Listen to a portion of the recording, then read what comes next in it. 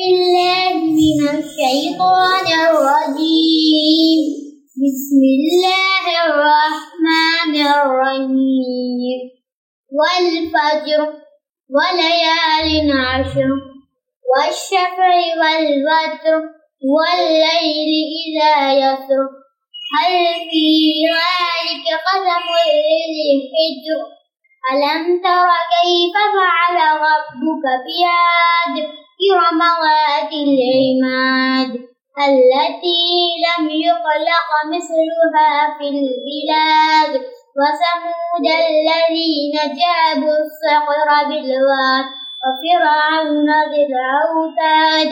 الذين طغوا في البلاد فأكثروا فيها الفساد وصب عليهم ربك سوط عذاب إن ربك لبالمرصاد فأما الإنسان إذا ما ابتلاه ربه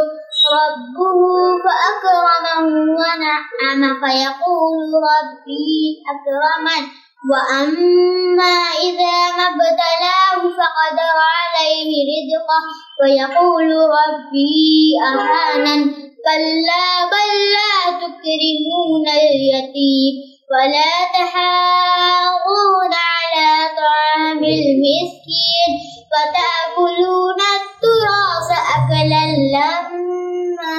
وتحبون المال حبا جما كلا إذا دكت الأرض دكا دكا وجاء ربك والملك صفا صفا وجيء يومئذ بجهنم